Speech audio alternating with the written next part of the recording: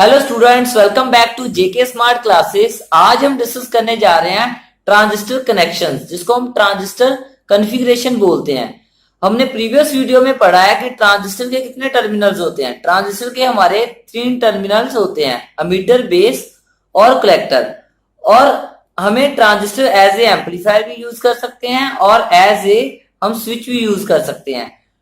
Transistor के 3 terminals हैं। इसमें हम क्या करेंगे, जैसे कि हम एमीटर यहां रख लेते हैं इनपुट साइड पे और बेस इन बिटवीन यूज करेंगे और कलेक्टर हम आउटपुट के लिए। तो ये बेस है वो कॉमन हो जाएगा एमीटर के लिए भी, और मींस ये है हमारी इनपुट के लिए भी और हमारे आउटपुट के भी लिए भी। तो ये हमारा बेस क्या हो जाएगा, कॉमन।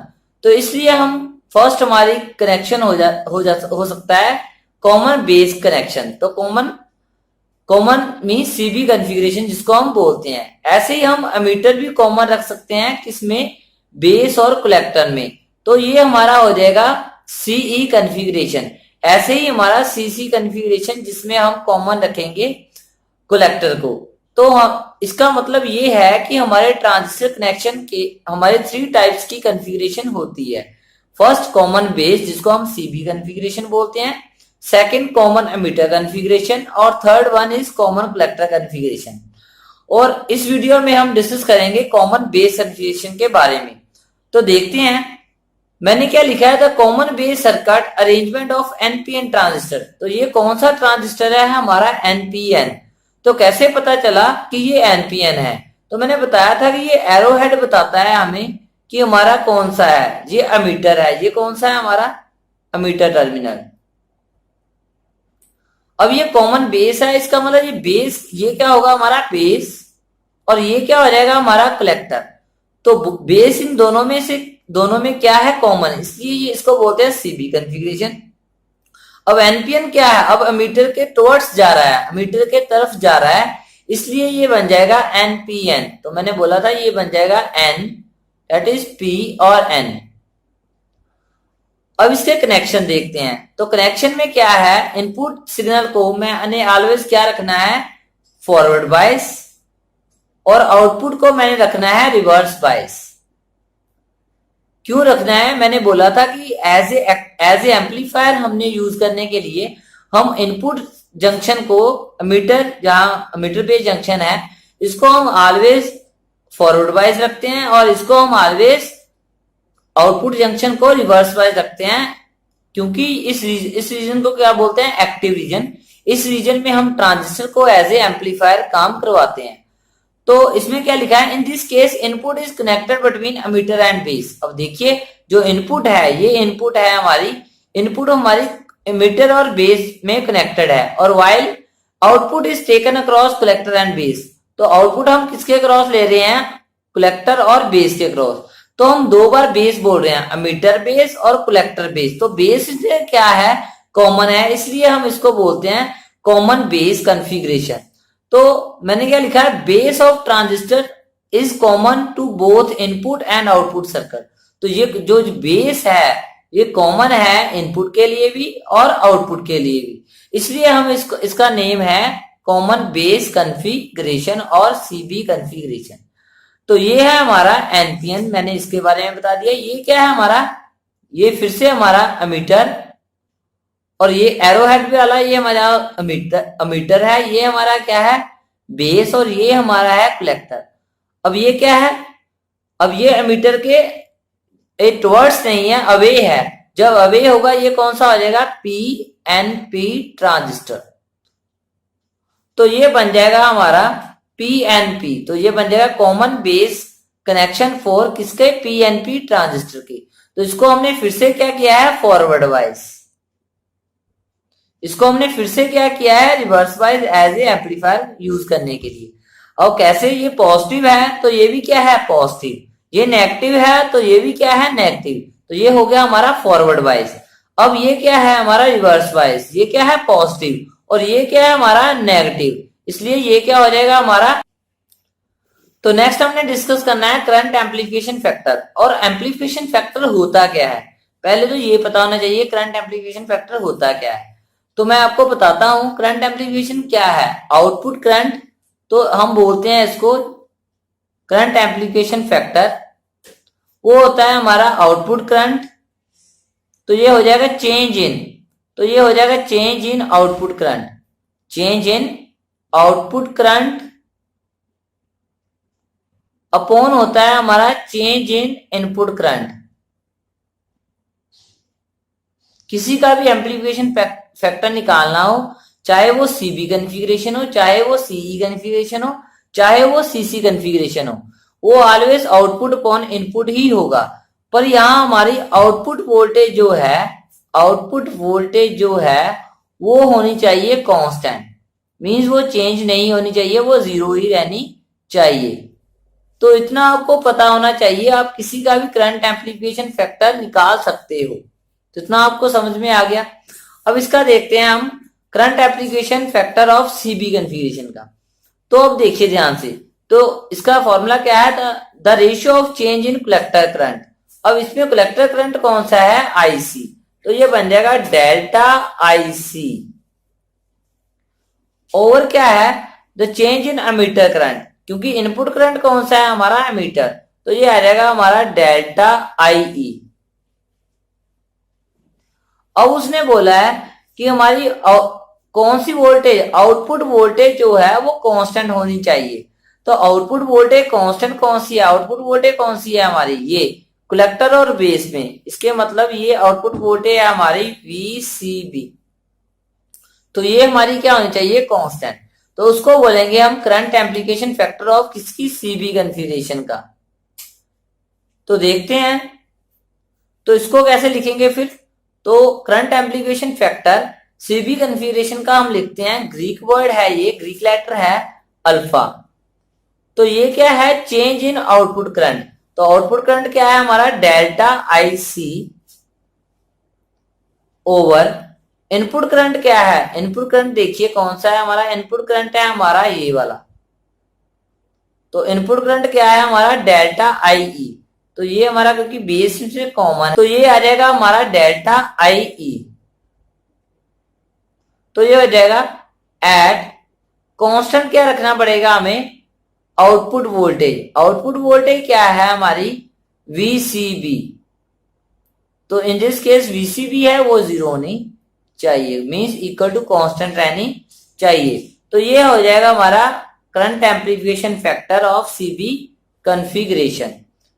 तो आगे क्या है हमारा, आगे देखते हैं। हमें पता है, वी नो डैट हमारा जो अमीटर करंट है वही हमारा collector current plus base current होता है। तो जब चेंज होगा तो यहाँ आ जाएगा चेंज का साइन आ जाएगा, change ammeter current, change collector current भी चेंज होगा और चेंज हमारा बेस करंट भी होगा। आगे तो हमने इसमें क्या किया, हमने डिवाइड कर दिया बोथ साइड डेल्टा ई, यहां भी कर दिया, यहां भी कर दिया हमने, और यहां भी कर दिया और यहां भी कर दिया। अब ये तो कट गए, डेल्टा ई से डेल्टा ई कट गया, ये बन गया 1। और ये क्या है, ये है कलेक्टर अपॉन एमीटर, तो ये बन जाएगा हमारा अल्फा करंट एम्प्लीफिकेशन फैक्टर जो हमने निकाला है। तो ये आ जाएगा आई बी अपॉन आई ई, इतना आपको पता चल गया। तो यहां से हम अल्फा निकाल सकते हैं। अल्फा क्या बन गया, यहां से ये इधर चला जाएगा, ये आ जाएगा 1 minus delta I B upon I E. तो यहां से हमें क्या क्लियर होता है, हमने ये जो डेरिवेशन है इतनी क्यों की, तो यहां से पता चल रहा है कि आई बी की वैल्यू जितनी ज्यादा होगी उतना हमारा अल्फा कम होगा। तो बेस करंट जितना ज्यादा होगा उतना हमारा अल्फे की वैल्यू कम होगी। It clear that the value of current amplification factor alpha of CB configuration is less than unity. तो यहां से भी पता चल रहा है कि इसकी वैल्यू कुछ ना कुछ तो आएगी, इसका मतलब 1 माइनस होगा, तो इसका मतलब अल्फा की वैल्यू 1 तो आ ही नहीं सकती। तो इसका मतलब ये है कि हमारा अल्फा की वैल्यू ऑलवेज लेस देन होगी 1 से। तो मैंने यही लिखा है, the value of alpha approaches to 1। इसका मतलब कब 1 हो सकता है, जब हमारा आई बी क्या होगा, 0 होगा। तो तब हमारा क्या होना चाहिए, आई बी जो बेस करंट है वो 0 होना चाहिए, तब हम इसको कर सकते हैं, तब हमारा अल्फे की वैल्यू 1 आ सकती है। तो यहाँ क्या लिखा है, this can be achieved by doping the base line. तो हमने करंट एम्प्लीफिकेशन फैक्टर जिसको हम अल्फा बोलते हैं उसको 1 लेकर आना है। इसलिए हम बेस को लाइटली और वेरी थिन साइज रखते हैं। लाइटली डोप इसलिए रखते हैं कि करंट हमारा कम जनरेट हो, और वेरी थिन साइज इसलिए रखते हैं कि होल उसमें कम हो। तो प्रैक्टिकल की अल्फा की वैल्यू 0.95 से 0.99। करंट क्या है? We know that collector current is slightly increase. तो कलेक्टर करंट वो बोल रहा है इंक्रीज होगा। क्यों होगा? Because of leakage current due to minority carrier as. तो हमारे मिनोरिटी कैरियर्स भी आएंगे। क्यों आएंगे? As collector base junction is reverse bias. अब जो हमारा जो कलेक्टर बेस जंक्शन था वो रिवर्स वाइज है। रिवर्स वाइज है तो मिनोरिटी कैरियर्स तो कुछ ना कुछ तो होंगे, उसके कारण जो करंट जनरेट होगा उसको हम बोलते हैं लीकेज करंट। ये करंट क्यों पैदा होता है? Due to minority carriers. अब एनपीएन की बात करें, वहां हमारा होल है, उसके कारण जो करंट पैदा होगा वो लीकेज करंट ही होगा। तो टोटल करंट हमारा बन जाएगा आईसी प्लस आई लीकेज। तो आईसी हमें पता है अल्फा आई ई बन जाएगा, और ये क्या है हमारा आई इजिकल सीबीओ। तो यहां आई लीकेज आ जाएगा। और the above expression show that. तो ये एक्सप्रेशन क्या शो करता है? इफ आई ई, हम अमीटर करंट को 0 कर देते हैं, इसको 0 कर देंगे, मींस अमीटर सर्किट जो है वो हमारा ओपन हो जाएगा। तो जो करंट पैदा होगा उसमें हम इनपुट से कुछ नहीं दे रहे, अमीटर करंट से कुछ नहीं दे रहे, अमीटर करंट 0 कर रहे हैं। तो जब इसका वैल्यू 0 होगी मींस हम स्विच वहां लगा देंगे, उसके स्विच को ओपन कर देंगे, तो मीटर करंट हमारा 0 हो जाएगा। तो तब कौन सा करंट पैदा होगा, प्रोड्यूस होगा, उसको हम बोलेंगे लीकेज करंट। तो इसका नाम रखा है हमने आईबीओ। क्यों रखा? Collector base current. तो ये कलेक्टर बेस करंट है when ammeter circuit is open. तो ये है collector base current when ammeter circuit is open, इसलिए हम ओ यूज करते हैं। तो मेरे ख्याल से आपको पता चल गया होगा कि लीकेज करंट कैसे आता है। मींस इसको हमने इस अमीटर जंक्शन को हमने ओपन कर देना है। तो थोड़ा सा बता देता हूं कैसे ओपन करना है। तो ये है लीकेज करंट, तो इसको ऐसे करना है। तो ये हमारा कॉमन बेस था, तो ये है हमारा कॉमन बेस। और अमीटर में यहां हमने स्विच यूज कर लेना है। तो यहां हमारा इनपुट सिग्नल आ जाएगा।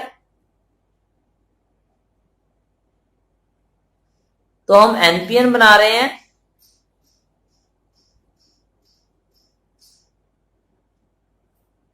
तो यहां नेगेटिव और यहां पॉजिटिव फॉरवर्ड वाइज करने के लिए। और यहां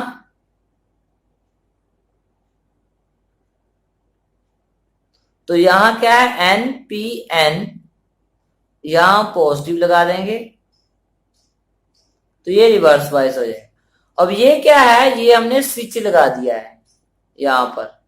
तो इसका मतलब जो करंट होगा आई वो हमारा क्या हो जाएगा? वो हमारा 0 हो जाएगा व्हेन स्विच इज ओपन।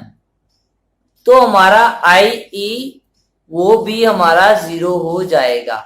अब जो करंट यहां पर कलेक्टर बेस पे बनेगा उसको हम बोलेंगे लीकेज करंट। अब आपको पता चल गया होगा अब कौन सा करंट प्रोड्यूस होगा ड्यू टू मिनोरिटी कैरियर्स, तो उसको बोलेंगे हम लीकेज करंट। तो मेरे ख्याल से आपको पता चल गया होगा। तो आपको ये मेरी वीडियो कैसी लगी? अच्छी लगी तो लाइक कीजिए और ज्यादा से ज्यादा अपने दोस्तों से शेयर कीजिए। और जिन्होंने मेरा चैनल सब्सक्राइब नहीं किया है जल्दी से जल्दी मेरा चैनल सब्सक्राइब कर लीजिए, आपको मेरी वीडियो की लेटेस्ट इंफॉर्मेशन मिल जाएगी। और जिन्होंने मेरा व्हाट्सएप ग्रुप ज्वाइन नहीं किया है प्लीज मेरा व्हाट्सएप ग्रुप ज्वाइन कर लीजिए, आपको वहां भी मेरी वीडियो की लेटेस्ट इंफॉर्मेशन मिल जाएगी। और कोई भी टॉपिक में प्रॉब्लम आ रही है उस टॉपिक की आप मेरे से डिस्कस कर सकते हो, मैं उसकी वीडियो बना दूंगा। तो thank you, thanks a lot, thanks for listening, bye bye.